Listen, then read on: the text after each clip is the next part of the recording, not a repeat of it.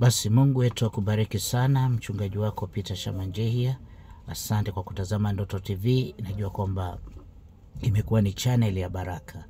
Leo hii ningetaka nikufunze ndoto 5 ambazo zinakuonesha kwamba unaenda kufaulu.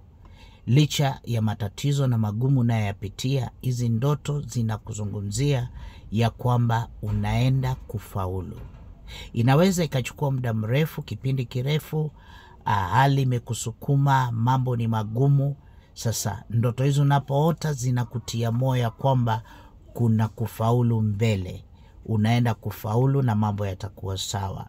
Sasa ndoto ya kwanza ni ndoto ambayo unaota ukisoma. Unasoma Biblia, neno la Mungu. Unasoma ama unasoma vitabu.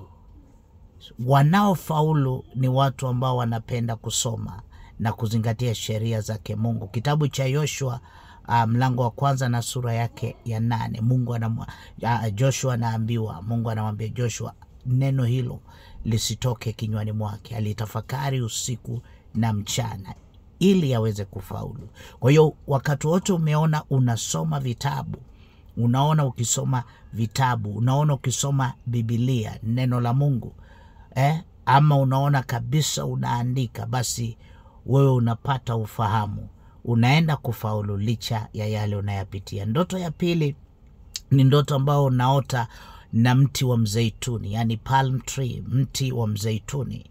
Sasa unapoota na mti wa mzeituni, hii ndoto inakuzungumzia kwamba unaenda kufanikiwa, unaenda kufaulu. Kwa sababu ukiangalia mti wenyewe wa mzeituni ni mti ulionyooka, ni mti ambao unakuwa kwa mazingara ambao ni magumu.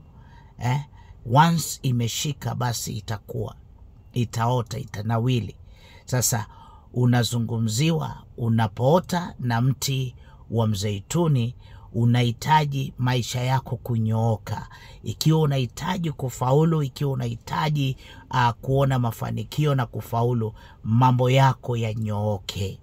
Kwa hiyo ndoto hii nakuzungumzia utakuja kufaulu. Unaweza ukasoma kitabu cha Zaburi 92 mstari wa 12.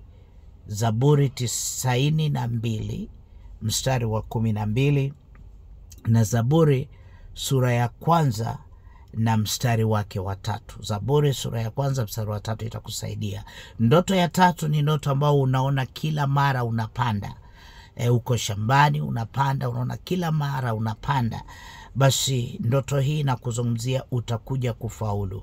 Naomba ukaelewa kwamba kule tendo la kupanda inahitaji nguvu na kujitoa. Ni sawa na kuinvest, unaweka nguvu zako pale, unaweka jitihada yako, yani kila kitu umeweka pale. Kwa hiyo ndoto inakuzungumzia kwamba unaenda kufaulu. Ukisoma kitabu cha Wakorintho sura yake ya 1 na mstari wa 3, Paulo anasema ya kwamba yeye alipanda mbegu wakiwa na Barnabas, lakini Mungu akafanya ile mbegu ikaweza kumea ama kukua.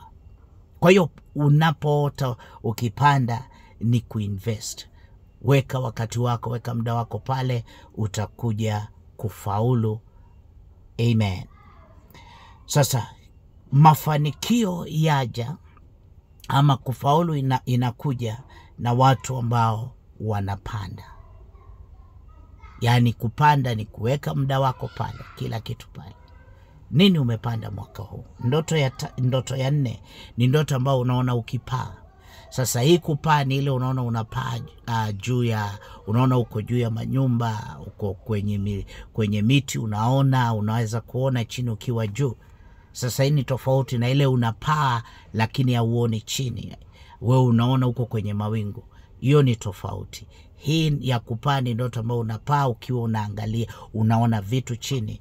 Ndoto hii inakuzungumzia kwamba unaenda kufanikiwa. Sawa sawa. Uko na ule uwezo wa tai wa kuweza kuona mbali. Yani wewe ni mtu uliye na maono. Utaenda kufaulu. Ukisoma kitabu cha Isaya 40:31 inaongea kuhusu wale wanayemngoja Mungu, hawatazimia bali wataruka kwa mbawa kama tai. So Kwa nini tai anatajwa hapa? Ana uwezo wa kuona mbali. Sasa hii nakuzungumzia unapoota ukipaa unaweza ona vitu chini, unazungumziwa kwamba una uwezo ule wa tai. Tafuta kuelewa kuhusu tai, utafaulu maishani. Na ya mwisho ni ndoto ambao unaota ukiwa na watu wakuu, watu mashuhuri, waimbaji mashuhuri, marais, mawaziri, taja magavana, masenators, watu ambao wamefaulu maishani. Uko na wafanyabiashara wakubwa, unaona ukiwa na wao, mnakula meza moja, mnasalimiana, ama unaona unaota mkipiga picha na wao, basi ndoto hiyo inakuzungumzia utakwenda kufaulu kwa maisha yako.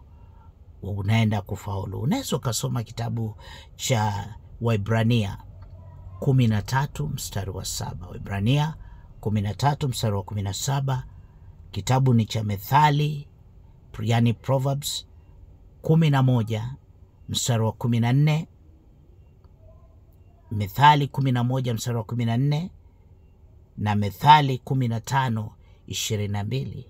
Methali 15:22, yani Proverbs 15 verse 22. Mungu akubariki sana na kuwezeshe kwa jina la Yesu Kristo. Asante kutazama Ndoto TV, na kukumbusha kuweza kulike, kusubscribe kwa channel hii ili uendelee kupata mafunzo haya.